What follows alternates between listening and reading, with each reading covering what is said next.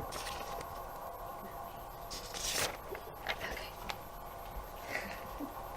Maggie, say hi. Hi. Smoke over here.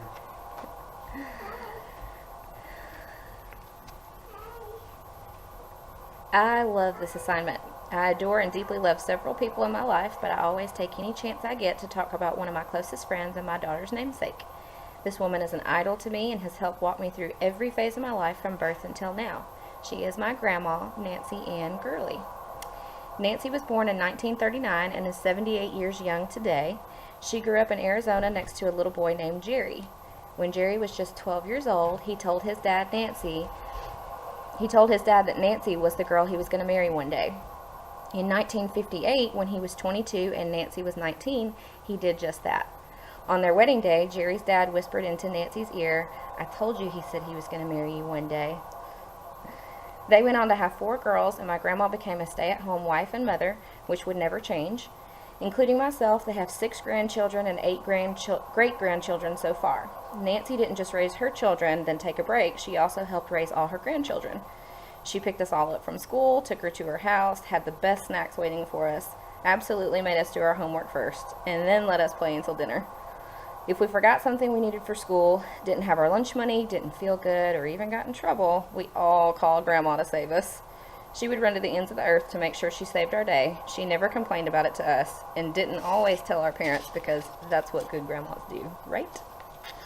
If we gave her any trouble at all she had to do was say, "Do I need to call your grandpa at work?"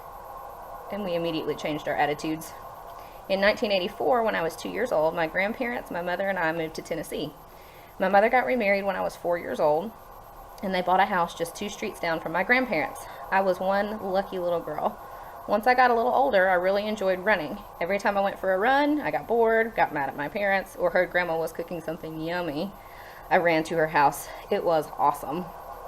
In 2009, my parents and grandparents said they were selling their houses and moving to Florida to be near the beach. I had just received a job promotion and moved to Alabama, but Florida was an exciting new adventure that I did not want to miss.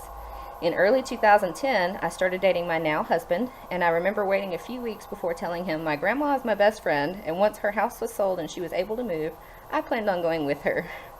I will never forget that conversation with my husband because he looked at me and said, "Florida sounds great." I thought he was either crazy or liked me a lot more than he let on. In October 2011, we got married, packed up our house, and 3 weeks later we moved in with my grandparents in Florida until we could find a home of our very own. My sincerity about my grandma being my best friend was proven. I don't know many newlyweds that would pack up, leave the state, and move in with their grandparents by choice. Nancy has been present for the big moments in my life, and most of the in-between moments as well. I played a lot of sports, and she came to as many of the events as she could. She traveled to my basketball games, football games out in the cold weather to watch me cheer, cross-country meets, volleyball games, church league softball games, piano recitals, school events, plays, and of course every Grandparents' Day event. She's been there for me when I had my teenage heart broken, lost a friend, had a bad day, feeling sick, or on days where only Grandma would do. She was there when I got married, both my children were born, and now her and Grandpa are driving to Alabama to be with us for Christmas, and it can't seem to get here fast enough. We are all so excited. It is hard living so far apart, especially now that I have children of my own. But Grandma is up to speed on technology, so that helps us a lot. We FaceTime often so she can see us and her great-grandbabies. We text daily.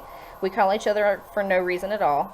We share recipes and pictures on Facebook and keep up with the rest of the family on there too. I miss her all the time, and now that I have finished this assignment, I'm going to go call her and tell her all about it.